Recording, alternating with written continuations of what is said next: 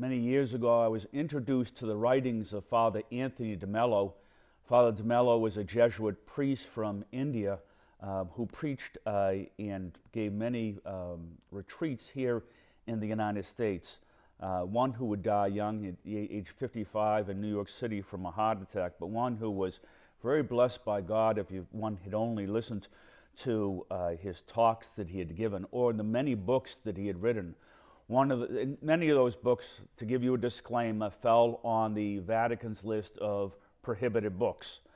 And the reason why it fell there was because he tried to blend our Catholicism with Eastern mysticism, and that wouldn't always work as well.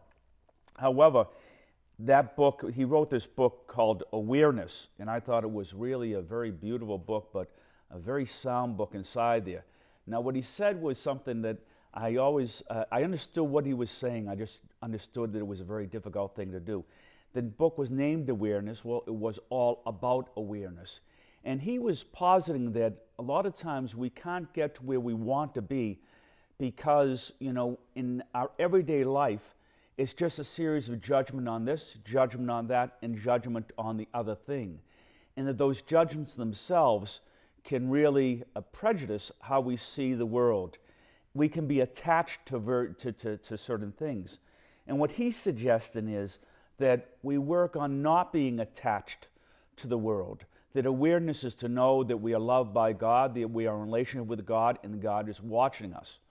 Well, certainly I think today's last verse would really speak to that when the last verses, when Jesus says, "Behold, the hour is coming and has arrived when each of you will be scattered to his own home, and you will leave me alone." So I think when he's talking about being left alone, certainly one of the images we would have of the Garden of Gethsemane, where Jesus was up praying, and they pretty much left him alone, but they fell asleep, and he knew they fell asleep. So he truly was left alone at that point, and he wanted them to be on guard itself. But when we see where was he at that point, and he wasn't terribly concerned about that, but where was he? He was up in the Garden of Gethsemane, and he was praying to his Heavenly Father. Now, with just him and his Heavenly Father. So he was aware that his Heavenly Father was in communion with him. He was aware that his Father, Holy Heavenly Father, was there for him. He would have also been aware of what lays ahead, and that is of his rest and of his crucifixion itself. But he was aware that his Heavenly Father was with us.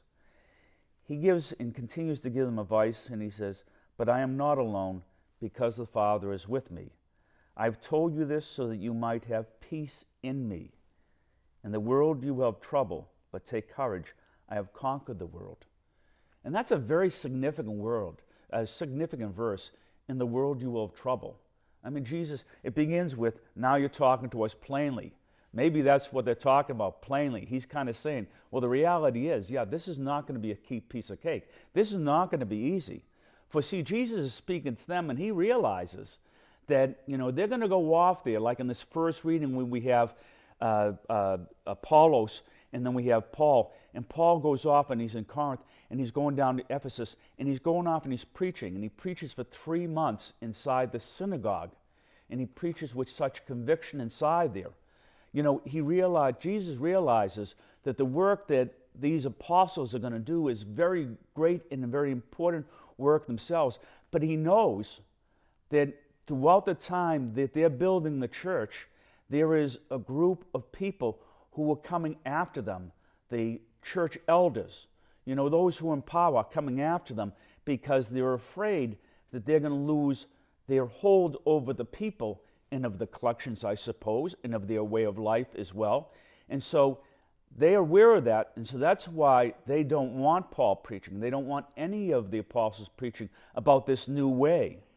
And so they're always dealing with that threat of being arrested, and we know that they will become arrested. We know that in their time there will be those around them who will be persecuted for the sake of the faith. And Jesus realized even the apostles are going to lose their lives as martyrs to the church. And that's why he speaks to them, and he's not Pollyanna. He's very, very blunt with them when he's saying, there's going to be trouble inside this world, but take courage. I have conquered the world.